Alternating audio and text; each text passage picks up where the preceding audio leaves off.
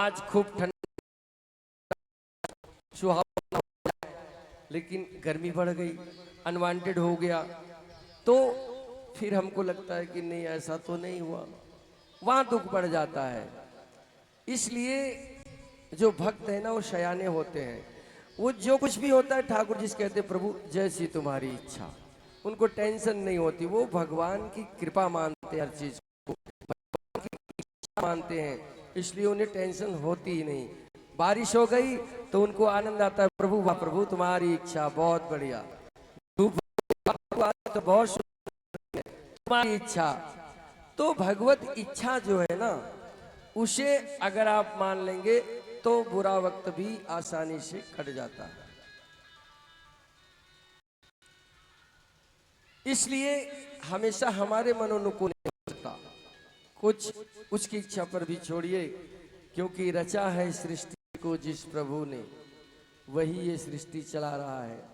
आज पावन श्रीमद् भागवत कथा का ये सप्तम दिवस है। बहुत सारी बाधाएं फेस करते हुए हम लोग यहाँ तक पहुँचे हैं। सभी आए हुए श्रद्धालु जन जो भी यहाँ हैं, सभी का इस कथा पंडाल में बहुत हार्दिक स्वागत है। सभी को जय श्री राम, हर हर महादेव। भगवान की पावन कथा हम सभी शुरू करते हैं। और कल हम सभी ने रुक्मणी मंगल की कथा सुनी थी। भगवान ने विवाह किया, 16,108 विवाह बंधनों में भगवान ने अपने को बांधा। वो सब परिस्थिति जन्य थे, भगवान कामावेश में नहीं किया। भौमासुर ने बंदी बना रखा था कन्याओं को, सो भगवान ने उन्हें मुक्त कराया। उनका कोई आधार नहीं था, तो भगवान ने उनसे विवाह किया कि अब तुम्हारा कोई जब शरण देने वाला ही नहीं है, तो फिर मैं ही तुम्हें अपनाता हूं। ये परिस्थिति जन्य था। इससे आगे बढ़ते हैं। भगवान नारद ने सोचा, नारद महर्षि नारद ने, कि भगवान ने 16,108 पत्नियां रखी, तो लोग तो एक रखते हैं तो वही शिकायत करती रहती कि तुम्हारे पास टाइम नहीं है, तुम हमें समय नहीं देते। अब भगवान ने 16,108 रखी, तो भगवान कैसे टाइम देते होंगे। भगवान की दिनचर्या जानने के लिए नारद जी आए, भगवान का गृहस्थ जीवन देखने के लिए। तो सभी पत्नियों ने कहा कि नहीं प्रभु हमें पूरा समय देते हैं, और जब भी वो हमारे साथ रहते हैं तो भगवान भगवान हैं, उनके अनेक रूप हैं, और उन्होंने सभी को समान समय दिया, इज्जत दिया, प्रेम दिया। तो नारद जी की शंका का समाधान हुआ। आज भक्ति के ऊपर बात होगी, क्योंकि आज सुदामा चरित्र की कथा प्रमुख है। सुदामा भगवान के परम भक्त थे, लेकिन इस कथा को अभी हम थोड़ा सा 10 मिनट बाद कहेंगे।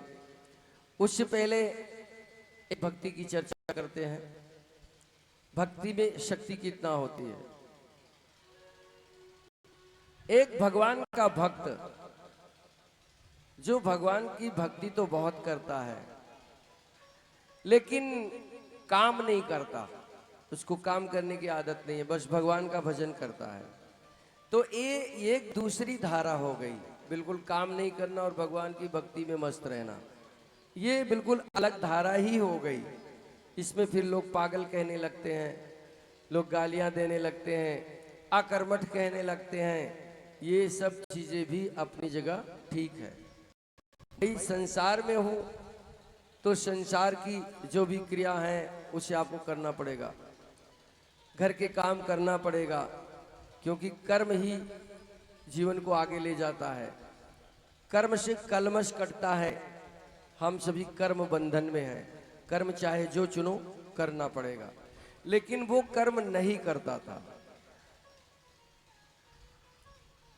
तो कर्म जब नहीं करता था तो घर वाले ऊब गए, बोले भाई तुम इतना खाते हो और काम तो कुछ करते नहीं हो, एक काम करो, जाओ यहां से निकल करके अपना कहीं देख लो। होता यही है, जब जो काम नहीं करता है तो घर वाले उससे कहते भैया अपना देख लो। तो उसके घर वालों ने भी कहा कि भैया अपना देख लो, तुम कहीं और ठिकाना अब घर में कुछ करोगे नहीं, धरोगे नहीं, बैठे रहोगे निठल्लों की तरह, तो फिर तुम्हें कौन देखेगा?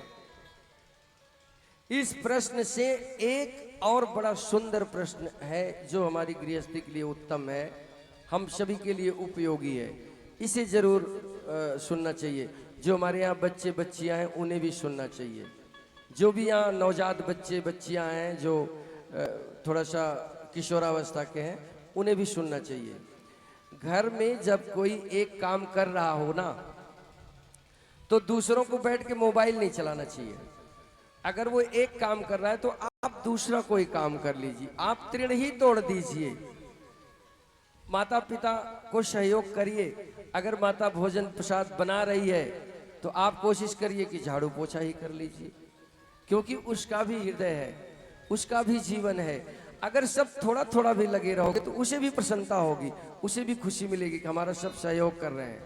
और बाकी सब चारपाई पे बैठे मोबाइल चला रहे हो, दिन रात वो माज रही है, बना रही है, खा रही है, खिला रही है, 24 घंटे सुबह उठ के लगती है, फिर दोपहर में लगती है, फिर शाम को लगती है, तो उसको भी जीवन भार लगने लगता है।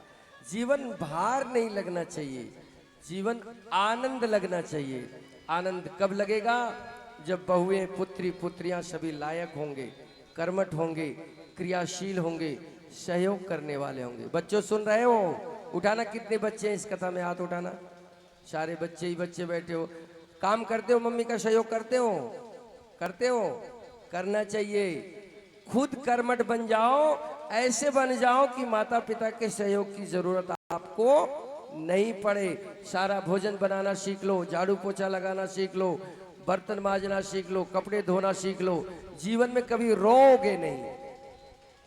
माता पिता तो देखो जिम्मेदार हैं, वो तो आपको करके देंगे, उनकी मजबूरी है। लेकिन जब तुम्हें करना पड़ेगा ना तो तुम्हें आंसू आएंगे। आंसू नहीं आए इसलिए पहले से ही करने की ठान लो कि मुझे करना है। मम्मी तुम बैठो, मैं भोजन बनाती हूँ, मैं बर्तन मांजती हूँ, मैं पोछा करती हूँ। अगर ये कर ले गए मेरे बच्चों तो तुम्हारा घर स्वर्ग हो जाएगा। बोलो वृंदावन बिहारी लाल की। क्लेश ज्यादातर घरों में काम को लेकर होता है। एक कर रहा है, दूसरा बैठा है, दूसरा कर रहा है, तीसरा घूमने चला गया। इन चीजों से क्लेश बढ़ता है घर में। और सब मिलजुल कर काम करोगे, प्रेम से रहोगे, सौहार्द से रहोगे तो घर स्वर्ग बन जाएगा। खुशियां कहीं से बनकर नहीं आती जी, बनानी पड़ती है अपने कर्मों से। तो अब वो भैया जी घर में काम नहीं करते थे तो घर वाले उन्हें धक्के मार के निकाल दिए। बोले जाओ अब तुम अपना देखो। अब वो गया, कहाँ जाए? ऐसे माता मंदिर की तरह कोई मंदिर था तो वहां पे गया वो। उसने आज जो महंत थे उनसे मिला, प्रणाम किया, पैर छुआ, हाथ जोड़ा, बोला महाराज घर वालों ने मुझे निकाल दिया है। बोले क्यों? बोला कि मैं कोई काम नहीं कर सकता, मैं काम नहीं करता हूं। तो बोले लेकिन ये तो गलत बात है। बोले महाराज बस अब मैं क्या बोलूं। तो बोले कि आपके अंदर अच्छाई क्या है? बोले मैं खाता बहुत हूं। तो बोले ये अच्छाई नहीं है कि तुम खाते बहुत हो, तुम्हारी अच्छाई ये है कि तुम ईमानदार हो। तुमने ईमानदारी से ये बात बता दिया कि मैं करता नहीं, मैं खाता हूं। तो ठीक है, आप ऐसा करो, मंदिर में रहो और यहाँ भोजन प्रसाद की कोई समस्या नहीं है। आपका जब मन करे, जितनी बार मन करे, भंडारे में, लंगर में जाकर रसोई में भोजन करिए। ठीक है साहब। ठाकुर जी ने उनसे अपनी शरण में ले लिया। भगवान अपनी शरण में लेते हैं, कर्मठों को भी लेते हैं, निठल्लों को भी लेते हैं। किसी भी एक प्रकार का व्यक्ति हो धरती पे, भगवान सबको अपनाते हैं। तो इसलिए मेरे भाई बहन, आप किसी की बुराई मत देखो। जब ठाकुर जी झेल रहे हैं सबको तो फिर आप हम कौन होते हैं? किसी की बुराई मत देखो, जो जैसा है उसे वैसे छोड़ दो। किसी की बुराई देखोगे तो आपके अंदर भी आ जाएगी, आपका मन खराब होगा। देखो तो किसी की अच्छाई देखो, सब में अच्छाई बुराई है सब में, पूरा कोई नहीं है। तो उसका अब मंदिर पे बहुत अच्छा चलने लगा था जीवन। जब उसका मन करे भोजन प्रसाद समय से जाकर ले ले, मंदिर में लौटा रहे, भजन करे। लेकिन ठाकुर जी तो सबकी परीक्षा लेते हैं ना। ठाकुर जी सबकी परीक्षा लेते हैं। उसकी भी परीक्षा का समय आ गया। 10 दिन 15 दिन पीछे महापुण्य तिथि एकादशी आई। अब एकादशी की तिथि में मंदिर पर अन्न बनता ही नहीं था, भोग ठाकुर जी को भी नहीं लगता था। वहां की ऐसी परंपरा थी, ऐसा नियम था कि आज मंदिर पर अन्न नाम की कोई चीज बनेगी नहीं, ठाकुर जी को भी अन्न प्रसाद भोग नहीं लगेगा, जो भी फल प्रसाद है वही सब भोग लगेगा, आज भोजन नहीं बनेगा। बड़ी मुश्किल की घड़ी आ गई। अब वहां ने देखा कि आज भंडारे में खटपट नहीं हो रही है, कहीं से खुशबू नहीं आ रही है, सभी शांत हैं। जब भोजन का समय हो गया तो लोगों से पूछ रहा है कि भैया आज भंडारा प्रसाद नहीं बनेगा। बोले नहीं भैया, आज मंदिर में अन्न निषेध है, आज यहाँ अन्न वर्जित है, ना ठाकुर जी को भोग लगेगा ना भक्त भोजन प्रसाद पाएंगे, जो भी फलाहारी होगी सो ठीक है। उसने कहा मेरा तो नहीं चलेगा, मेरा तो चलेगा ही नहीं, मैं तो बिना खाए रह ही नहीं सकता हूं, मेरी तो ऐसे ही एकादशी हो जाएगी। गया महंत जी के पास, बोला प्रभु ठीक है, मैंने माना एकादशी है, ठाकुर जी भी भोग नहीं लगाएंगे, लेकिन मेरा तो बिना खाए चलता ही नहीं, मैं तो रह ही नहीं सकता बिना खाए। तो बोले कि भाई देखो मंदिर के अंदर तो भोजन प्रसाद निषेध है, अन्न एकादशी को अन्न निषेध होता है, तो तुम एक काम कर सकते हो, अगर करना ही चाहते हो मैं इतना तुम्हारे लिए कर सकता हूं। बोले महाराज बताओ।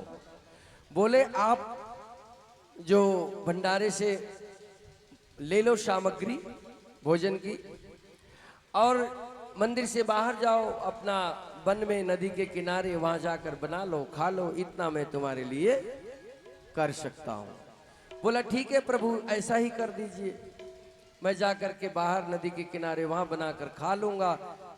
तो महंत जी ने कहा भैया इन्हें दे दो, इन्हें राशन दे दो।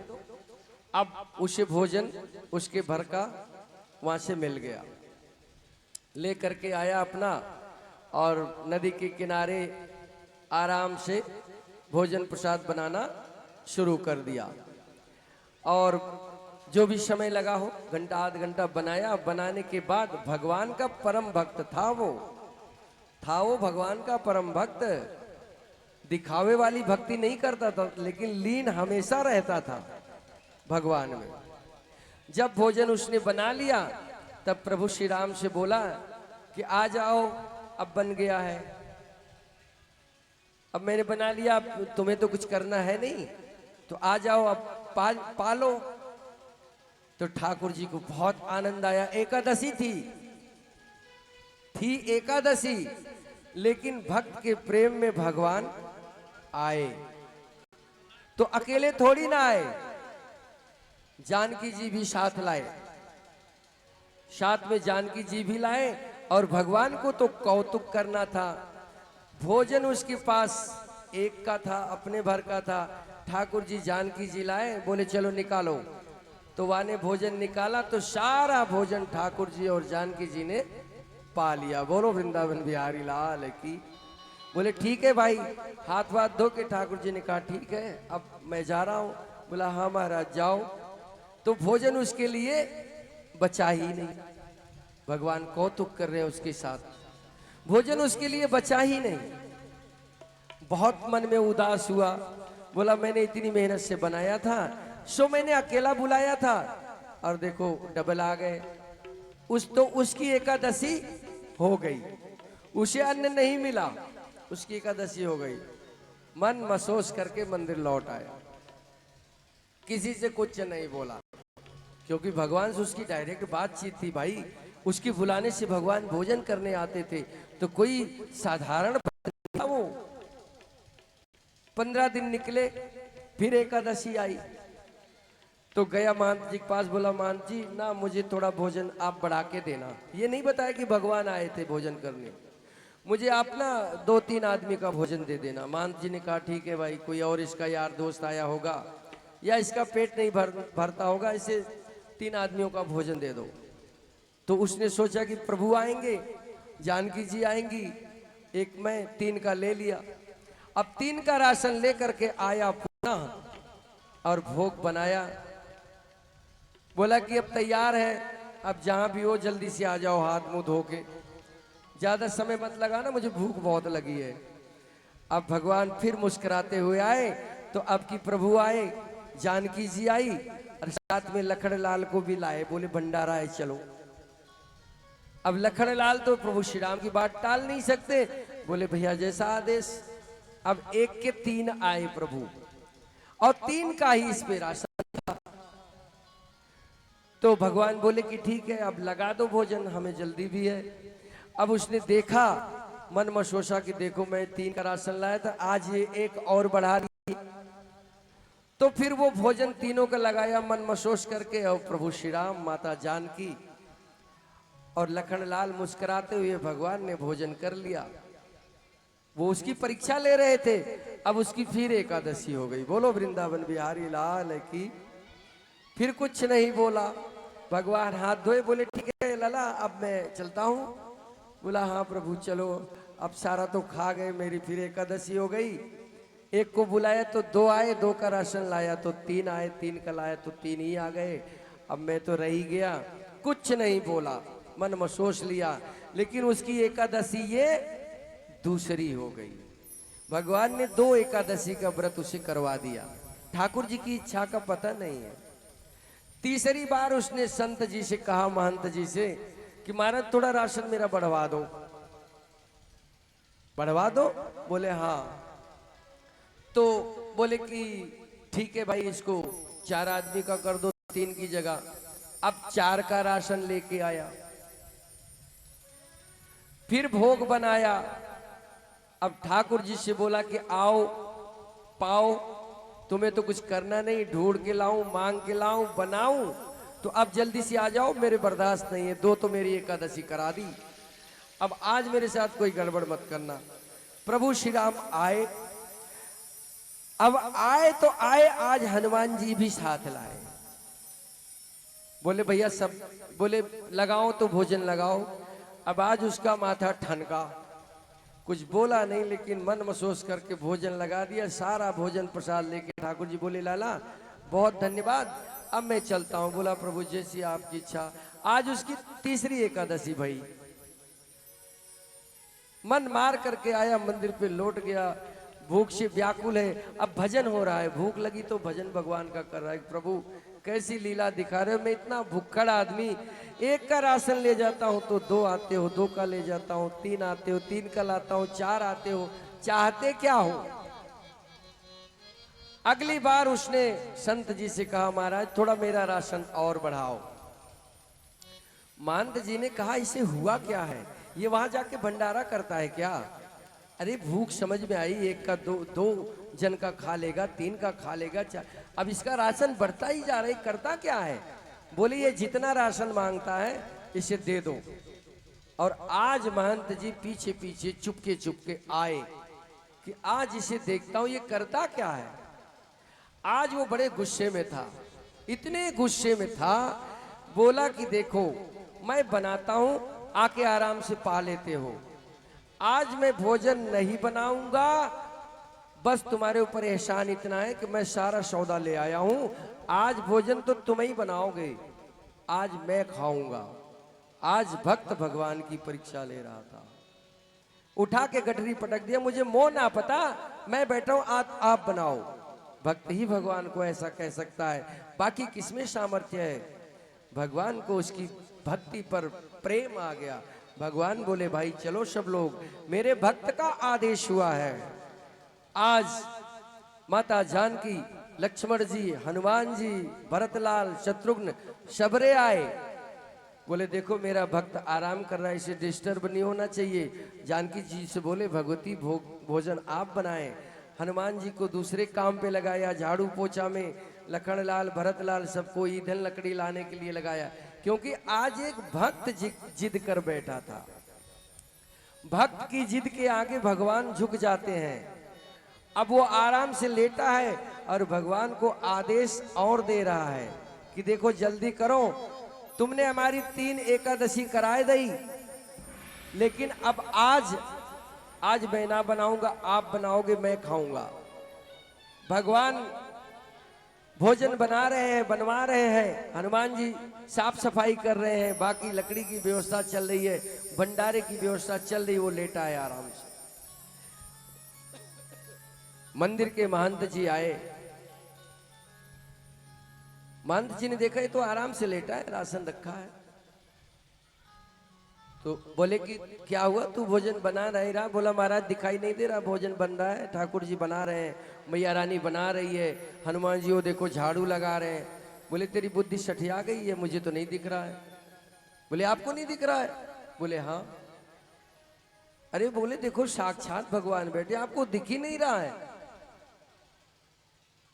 तो महंत जी को लगा कि ये मजाक कर रहा है, लेकिन देखो दर्शन विग्रह में किसको होते हैं? भक्त को। अभक्त को विग्रह लगता है, वो पत्थर की मूर्ति लगती है, लेकिन भक्त को उसके भगवान साक्षात दिखते हैं। बोलो वृंदावन बिहारी लाल की। भक्त को भगवान दिखते हैं, अभक्त को नहीं दिखते। संत जी में ज्ञान का अभिमान था, सो उन्हें भगवान का दर्शन नहीं हो रहा था। संत जी ने, महंत जी ने उस बालक से कही कि अपने ठाकुर जी से कहो कि मुझे भी दर्शन दे। उसने जाकर के कहा कि प्रभु ये महंत जी बड़े दयालु हैं, इन्होंने मुझे मंदिर में शरण दी, मेरे रहने खाने का ध्यान रखते हैं, आप इन्हें भी दर्शन दो। भगवान ने कहा तुम्हारे महंत जी में ज्ञान का अभिमान है, सो इन्हें मेरा दर्शन नहीं मिल सकता। आया, बोला ऐसे भगवान कह रहे। महंत जी रोने लगे, सारा अभिमान आंसुओं में बह गया, और वो धनुषधारी भगवान श्री राम ने महंत जी को भी दर्शन दिया। बोलो वृंदावन बिहारी लाल की, बोलो सीतापति रामचंद्र भगवान की। और जब मैं था तब हरि नहीं, जब हरि तब मैं नहीं। हृदय में मैं के रहते हुए, घमंड के रहते हुए भगवान के दर्शन, भगवान की भक्ति नहीं हो सकती। हृदय से मैं को निकाल करके भक्ति में मैं का नाश होता है, अहंकार का नाश होता है, तब भगवान उसमें प्रवेश करते हैं। भगवान तो उसी में है, प्रकट होते हैं। मैं के निकलते ही भक्ति हो जाती है, और भक्ति होने के बाद भगवान दिखने लगते हैं। बोलो भक्त वत्सल भगवान की।